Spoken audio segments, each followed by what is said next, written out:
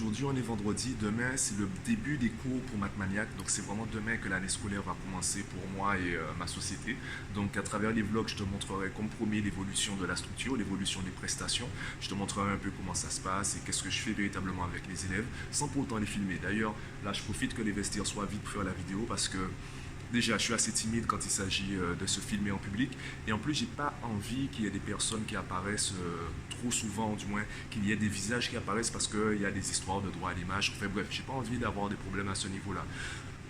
Bon, la vidéo est censée être assez courte avant que quelqu'un entre. Aujourd'hui, on est vendredi, donc je vais essayer d'arriver au bureau assez tôt pour finir aussi assez tôt. J'ai un rendez-vous concernant un élève en terminale, donc on verra ce que ça donne, on verra s'il s'inscrit pour demain. Et ben voilà.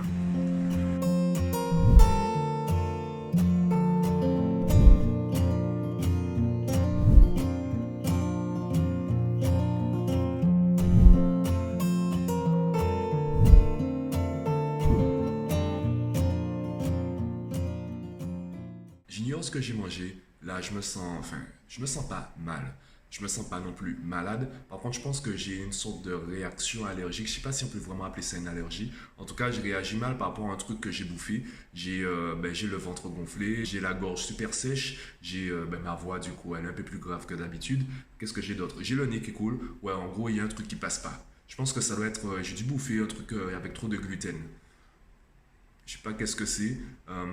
C'est l'un en tout cas des avantages du jeûne intermittent, c'est que tu réagis beaucoup plus vite ou beaucoup plus violemment au truc qui passe pas. Alors oui, dit comme ça paraît négatif et ça veut aussi dire que je sais très rapidement qu'est-ce que je dois arrêter de manger. Et justement, l'un des problèmes de notre mode de consommation actuel, c'est que en fait, tu n'es peut-être pas en bonne santé. Tu sens rien, mais ça veut pas dire que tu es en bonne santé. Ça se trouve, tu es tellement en mauvaise santé que tu ne ressens même plus les alertes de ton corps. Tu t'es tellement habitué à ce que ton corps souffre et ton corps est tellement habitué à souffrir que tu ne ressens plus, c'est un peu comme la tolérance à l'insuline. Eh bien, à force de manger des choses sucrées, ton corps doit produire davantage d'insuline pour avoir le même effet. Donc, pour avoir le même résultat, ton corps doit fournir plus d'efforts. Et du coup, en fait, toi, tu t'habitues à cela.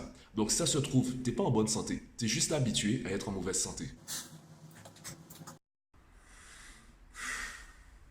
Bref, c'est pas de ça que je voulais te parler aujourd'hui. Aujourd'hui, je veux te parler du pouvoir de nier. J'aime dire que la communication, c'est un art. Et si la communication est un art, le pouvoir de nier, c'est ce qu'on appellerait le flow artistique. En gros, tu vas dire quelque chose, mais tu vas pas prendre position. Tu ne vas surtout pas affirmer, surtout de manière explicite, ta position. Toutes les personnes qui veulent te contredire, tous tes haters, tous tes... comment ils les appellent encore? Tes détracteurs, toutes les personnes qui vont essayer de te contredire, à chaque fois qu'elles vont sortir un argument en se basant sur tes propos, tu pourras leur dire, mais c'est pas ça que j'ai voulu dire. Pourquoi tu parles de cette base-là? Tu te rappelles mon podcast sur les critiques négatives, tu sais que la meilleure façon de répondre, c'est par des questions. Ce n'est pas à toi de te justifier, c'est à l'autre. Le dernier exemple en date que j'ai vu, c'est Donald Trump. J'aime bien parler de lui parce que, justement, c'est lui qui maîtrise en ce moment le flow artistique. Pour les experts en communication, pour ceux en fait qui essayent de décrypter ces méthodes, ces stratégies de communication, eh bien c'est soit un génie, soit un vrai bouffon.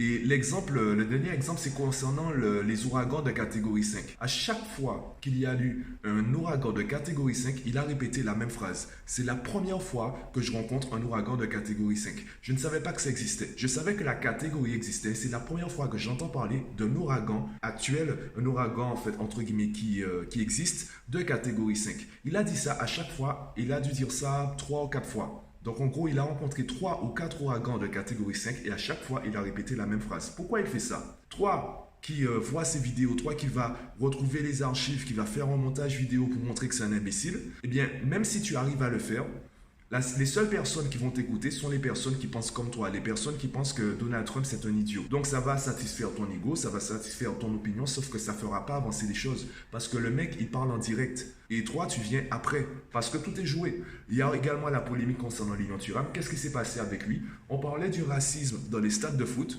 Et on a dévié le débat vers Lilian Thuram. On est passé d'un problème que tout le monde estime important, sauf que personne ne prend véritablement position. On est tous d'accord pour dire que le racisme, c'est nul. Par contre, quand il s'agit de dénoncer les acteurs racistes, pire, les personnes racistes, là, les avis divergent. Donc, on est passé de ce problème-là vers une personne parmi 7 milliards qui a tenu des propos, en fait, on s'arrête sur une phrase concernant tout son contexte. On a oublié tout ce qu'il a fait ces 10 dernières années, ces 20 dernières années, et on s'arrête sur une seule de ces phrases et on la sort de son contexte. Pourquoi? Parce que le mec, il a pris position et il a affirmé sa position. Il n'est pas allé trop loin en plus. Il n'a pas dit quelque chose de vraiment grave, il n'a pas eu un discours incitant à la haine, incitant à la violence. Non. Par contre, ça a permis de dévier du sujet initial pour arriver à un autre sujet qui fait davantage parler de lui parce qu'il est davantage problématique. Et ça, c'est le jeu des médias actuellement. Et même ce que je viens de dire, je viens de prendre position, je viens de dire que c'était ça. Qu'est-ce que les médias vont répondre? Ah non?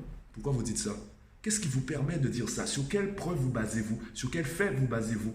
Et moi, je n'ai pas de fait, je n'ai pas de preuve, c'est une interprétation. Et tu vois qu'en communication, l'interprétation, c'est aussi bien ton allié que ton ennemi, en fonction de la personne qui est en face de toi. Et c'est là où le pouvoir de nier, il est super important. Je répète, si la communication est un art, le pouvoir de nier, c'est le flou artistique. Et ceux qui arrivent à manipuler la communication, en fait, manipulent le flou artistique.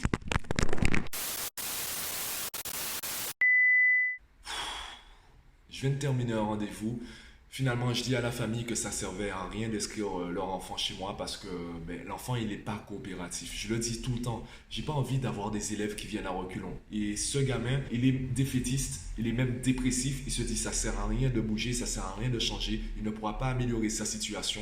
Il n'est pas là où il veut être. Il n'aime pas ce qu'il fait. En gros, en fait, sa situation, il ne l'aime pas. Et il refuse de l'accepter. Il reste sur place et il attend que le monde change pour lui. Je lui dis, ok, c'est pas ta faute. Tu ne vis pas la situation que tu souhaites vivre. Ok, ce n'est pas ta faute. Même si on peut débattre sur ça. Par contre, tu as une responsabilité aujourd'hui. Tu peux décider de la vie que tu auras demain. Aujourd'hui, c'est le premier jour du reste de ta vie. C'est bien ça la phrase. Ça, il refuse de le comprendre. Il se dit, ben non, ça servira à rien. J'ai dit à la famille qu'on verra après le premier trimestre. Peut-être qu'entre-temps, il aura changé d'état d'esprit. Peut-être qu'entre-temps, le coaching sera intéressant pour lui. Et pour l'instant, en plus, il y a une coupure de courant au bureau. Du coup, je rentre chez moi. Enfin, je rentre chez moi me reposer avant demain.